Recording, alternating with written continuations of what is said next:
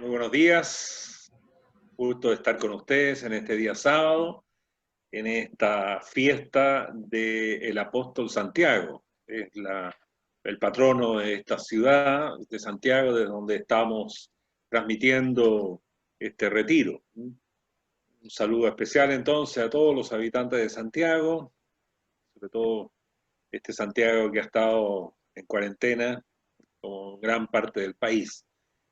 Un saludo para todos ustedes. Y bueno, en esta fiesta yo quisiera ofrecerle a ustedes algunos puntos de oración para el rato posterior que van a tener. El tema es la espiritualidad ignaciana que mueve y remueve y ofrecer pistas para dejarnos evangelizar. Dejarnos evangelizar, esto es fundamental en este momento. Pero al mismo tiempo, evangelizar, transformar esta ciudad en la que vivimos. Yo hablo a partir de Santiago, pero cada uno de ustedes, sobre todo los que están escuchando de provincia, también la responsabilidad. Ser evangelizado, evangelizar, transformar la ciudad a la que estamos perteneciendo. Estamos también en víspera de celebrar la fiesta de San Ignacio, en pocos días más.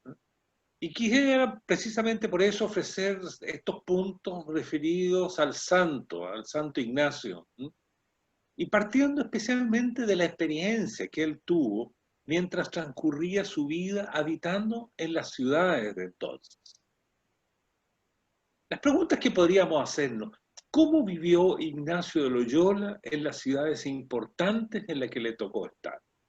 ¿Qué observó en ellas? ¿Cómo fueron determinando lo que había acontecido en su persona y su proyecto de vida? ¿Qué oportunidades le ofrecieron para su apostolado, para su modo de proceder? ¿Cómo influyó en ellas, en las estructuras sociales, en las personas con las que le tocó encontrarse? ¿Fue capaz de hallar a Dios en sus entornos o tuvo que escaparse a lugares privilegiados, a kilómetros de distancia, para poder salir a flote en medio de los problemas que iban sucediendo? ¿Llegó Ignacio a ser un místico en la ciudad? ¿Qué espacios prefirió? ¿Qué personas privilegió en ellos? ¿Cómo enfrentó los tiempos convulsionados de esos años? Por supuesto que tratar de responder a estas preguntas nos ayuda a responder esta otra, ¿no? ¿Qué enseñanzas ignacianas podemos nosotros echar mano? Nosotros, justamente que estamos inmersos en una ciudad como la de Santiago y en otras ciudades de Chile, en las que hemos estado sufriendo este tiempo, un largo periodo de confinamiento. ¿Cómo podemos dejarnos evangelizar por esas ciudades, al mismo tiempo cómo evangelizarlas y cómo transformarlas? Este es el objetivo de los puntos que yo quisiera dar en este rato y en el próximo. Antes que nada hay que aclarar lo siguiente: nunca fue para Ignacio Loyola la ciudad un fin en sí mismo, nunca, o un lugar donde él pudiera instalarse definitivamente. Más bien, lo que él hace es llevar a cabo un itinerario por diversas ciudades, dada su marcada vocación de peregrino. El fin que tuvo fue viajar, es decir, ir de un lado a otro según lo inspirara la voluntad de Dios, para que cada lugar pudiera disponerse a servir y amar. Las ciudades entonces fueron más bien un medio para concretar los deseos del corazón en momentos determinantes de su vida. Barcelona, por ejemplo, le sirvió para comenzar a estudiar, para preparar sus viajes. París le sirvió para llevar adelante sus estudios superiores y entusiasmar a algunos compañeros en un proyecto. Y Roma fue para ofrecer servicio al Papa. Si finalmente se quedó para siempre en esta última ciudad, fue porque, fundándose la Compañía de Jesús, lo nombraron su superior general. Y entonces, cuando Ignacio legisla en las constituciones respecto a las misiones que los compañeros tenían que cumplir, siempre dijo que había que atender a la primera característica del instituto, que era, decía, discurrir por unas partes y otras, deteniéndose más o menos según se viese el fruto. De aquí que uno de los colaboradores estrechos de Ignacio, Nadal, decía que la mejor casa, es decir, la mejor ciudad de los jesuitas, era su viaje mismo, es decir, el discurrir. La ciudad más adecuada, entonces, sería aquella que permitiera estar constantemente en movimiento. Concluye, por lo tanto, diciendo, el mundo es nuestra casa, el mundo es nuestra casa. Entonces, en esta perspectiva, podremos entender la razón por la que en la misma ciudad, en una misma ciudad, Ignacio se movía de un lado para otro, era un peregrino. Fíjense que hay una carta que se conserva a un señor, un tal señor Antonio Enríquez, ¿eh?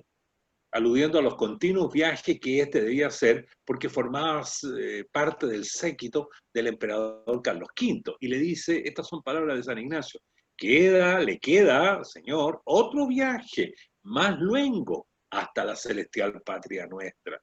Y siempre debemos acordarnos de ser peregrinos hasta llegar a ello y no nos aficionar tanto a las hosterías y tierras por donde pasamos, que nos olvidemos para dónde vamos o perdamos el amor de nuestro último fin.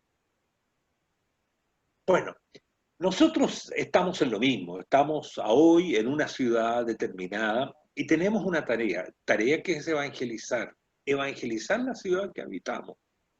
Recordemos lo que decía el Papa Francisco. Él dice, una auténtica fe, que nunca es cómodo e individualista, siempre implica un profundo deseo de cambiar el mundo, de transmitir valores, de dejar algo mejor detrás de nuestro paso por la tierra. La misión no es cualquier cosa, estamos marcados a fuego por ella. Por eso que nuestra tarea es iluminar, bendecir, vivificar, levantar, sanar, liberar. La pregunta es, ¿cómo hizo todo esto el peregrino Ignacio? Hay un autor que postula que Ignacio Loyola se vio obligado a reinsertarse en las estructuras sociales de su tiempo. Y estas se reducían a tres tipos: las de la ciencia, las del dinero y las del poder. Desde ellas y con ellas, Ignacio tuvo que ir haciendo su camino de peregrino, intentando evangelizar los espacios donde residió el mayor tiempo. No hay que olvidar, sin embargo, que el primer Ignacio, en el fervor de su conversión, se manifestó más bien propenso a romper con todas estas estructuras. Ante las del poder, por ejemplo, optó por alejarse de los lugares y de las personas que le pudiesen reconocer. Se vistió de saco, prefirió no hablar, y de ese modo se dispuso a pasar humillaciones, burlas y a ser tenido por loco. Ante las del dinero, prefirió caminar a pie, subirse a un barco sin recurso alguno, mendigar, dormir en los hospitales. Y ante las de la ciencia, optó más bien por la ignorancia y lo rústico. En otras palabras, Ignacio prefirió optar por todo aquello que la sociedad y las ciudades de entonces detestaban. Examinemos cada una de estas estructuras y veamos qué puntos podemos sacar para nosotros. Primero, la estructura de la ciencia. Todo pareció cambiar de este primer Ignacio cuando él regresó de Tierra Santa. Ahí se produjo un clic. Él vio quebrados sus sueños, esos sueños que él alimentaba desde que cambió de vida. Pero fíjense, él no se quedó lamentando la desilusión que tenía. Poco a poco había estado sintiendo interiormente el deseo grande de ayudar a las personas, de conversar espiritualmente con ellas, de ofrecerles la experiencia de los ejercicios que tanto bien le habían hecho. Pero se dio cuenta que para lograr todo aquello debía estudiar más. Con ese objetivo, él se decidió entonces a estudiar más.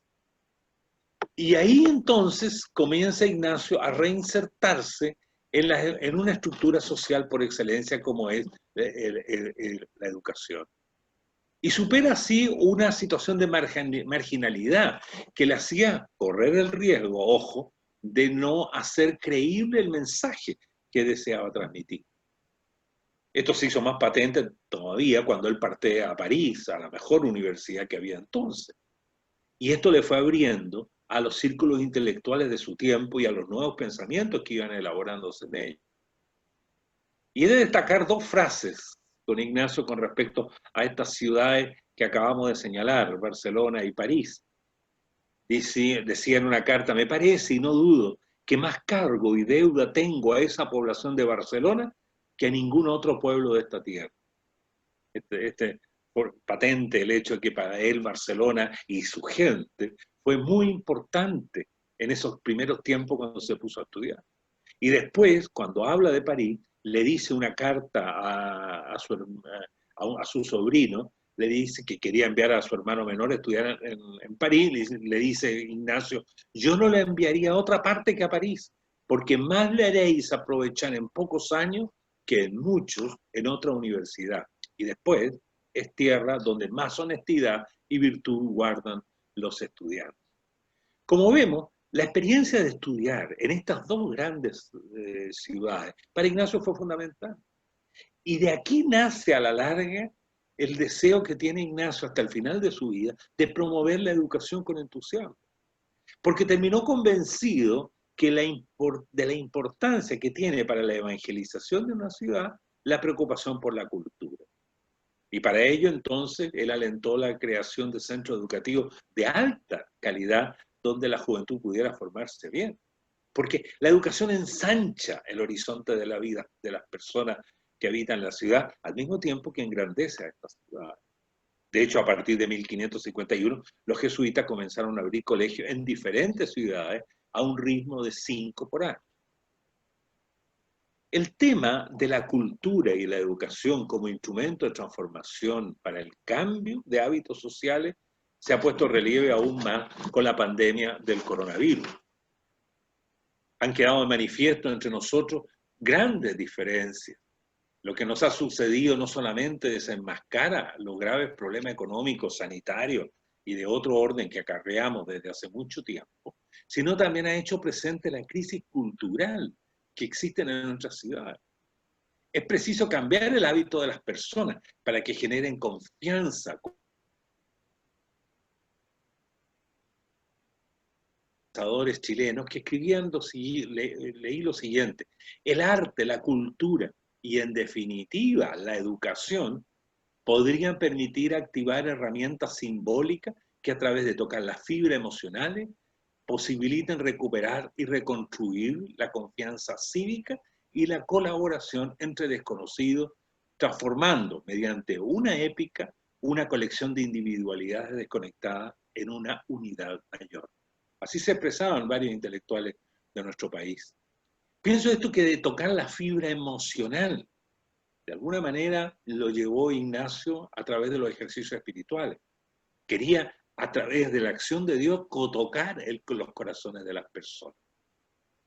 Entonces, una pregunta legítima que podríamos hacernos nosotros, ¿me sigo formando convenientemente para reconstruir confianza y poder colaborar con otros a niveles profundos y de ese modo llegar a consensos que nos faciliten la vida a todos? Preguntarse, ¿a quién estoy ayudando a formar? ¿Cómo lo estoy haciendo? Estas preguntas yo se las propongo y lo van a recibir en una hojita que se les va a entregar. Y ahí les presento un texto para rezar que es de Marcos capítulo 9. Se los dejo a su consideración. Esa es la primera estructura, la estructura de la cultura. Una segunda estructura que es preciso evangelizar en nuestras ciudades es la estructura del dinero. Estudiar llevó a Ignacio a enfrentar el tema del dinero. El peregrino tuvo que sostener su vida de estudiante mediante la captación de recursos para poder así mantenerse.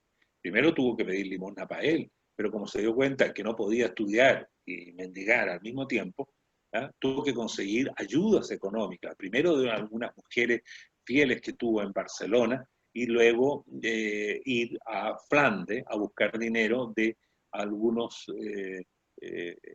mercaderes españoles. Así pudo sostener sus estudios. Y en Barcelona y en Roma, después siguió también pidiendo limosna, pero ya no lo hacía para él, sino para los más pobres que él iba encontrando en su camino. El dinero que iba consiguiendo lo fue destinando a obras sociales y en la asistencia a necesitados. Y esto nos hace pensar, porque la evangelización de una ciudad pasa necesariamente por colaborar en encontrar recursos y saber distribuirlos convenientemente en bien de los demás. Ignacio alude varias veces en su autografía en el dinero. No era algo, un tema desconocido, ¿no? El dinero es un tema peligroso, lo sabía San Ignacio. ¿Por qué? Porque el dinero ejerce un dominio sobre personas e instituciones, tiene el poder de seducir, pudiéramos decir, de desordenar la vida. Por eso que en los ejercicios espirituales San Ignacio pide la indiferencia ignaciana, mostrarse libre frente a todo, concretamente frente al dinero. De hecho, toca el tema del dinero, por ejemplo, cuando en la meditación de los binarios habla de los 10.000 ducados que tenían desordenadamente algunos. Cuando él quiere que en los ejercicios tú enmiendes y reformes la propia vida y estado, pide que considere, entre otras cosas, cuánto dinero metálico debes reservar para tu familia y cuánto debes distribuir para los necesitados. De hecho, hay unas reglas para distribuir limosna en los ejercicios. Un autor señalaba esto bien interesante, como digno de pensar. Decía, los ejercicios espirituales comportan una elección o una enmienda y reforma de vida, y no hay, dice este autor, auténtica elección cristiana y auténtica reforma de vida si el bolsillo no se pone en cuestión. ¿Qué le parece? ¿Qué enseñanza sacamos de todo esto? Que un evangelizador debiera ser una persona libre en el uso del dinero, que debiera ser capaz, en la medida de lo posible, de destinar una parte de su peculio al servicio de los más necesitados. Pero también la tarea del evangelizador será promover que otros hagan algo similar. Y en este sentido, las instituciones financieras de una ciudad tienen un rol social que cumplir. Les propongo una pregunta para la reflexión. ¿Cuál es la libertad con la que me manejo en asuntos de dinero? Y un texto para rezar, el texto ese tan hermoso de la viuda que estando en el templo entregó unas moneditas, lo único que tenía para se lo entregó al Señor. Aquí tienen algunas preguntas, algunos textos para elaborar en este rato que viene a continuación. Nos vemos un ratito más.